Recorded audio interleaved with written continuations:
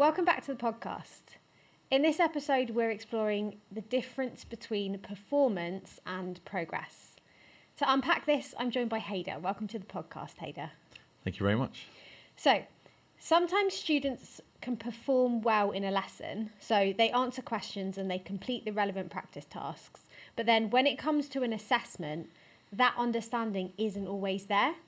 And so it raises a question, was that real learning that happened in the lesson, or was it just performance in the moment? What are your thoughts on this? So one of the most interesting things that we've learned from research on learning is that performance in a lesson isn't always the same as learning. Students can often appear to understand something because they're following a model or discussing it with a partner or seeing the answer on the board. And those things are really valuable parts of teaching. But genuine learning means that the knowledge has moved into long-term memory so that students can recall it later without those supports. Now, the challenge for teachers is that good performance in the moment can sometimes give the impression that learning has already happened, when actually the knowledge may still be quite fragile. Yeah, absolutely. I think you've hit the nail on the head with the idea that it's because the knowledge is sitting in their short-term memory that they're able to use it in the lesson, but then can't recall it later. I think there's a couple of other things that also might be happening. So, for example, in the lesson, students might be relying quite heavily on scaffolds that the teacher's given. But then in an assessment, when that scaffold's been removed, they then struggle. Or alternatively, it might be that when we practice in a lesson, it's within a particular context, and then when they come to an assessment, it's an unseen context, and they struggle to transfer it over. Yeah, I completely agree. So how do we help students move from that initial performance towards genuine progress? So one of the most effective ways is through retrieval practice. Which simply means asking students to bring previously learned information back from memory. So when students try to remember something they've learned before, it actually strengthens the memory and makes it easier and faster to recall in the future. So, for example, some simple examples in a classroom, it could be a short set of questions on prior learning, like we do in maths as I do now.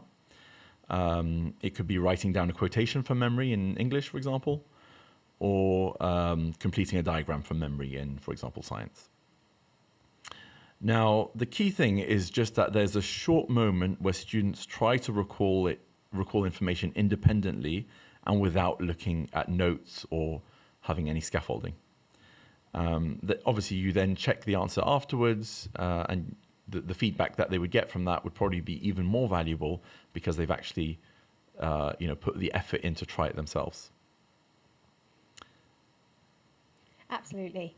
I think that's a really nice point that we also have to remember the feedback after retrieval is just as important as the retrieval itself.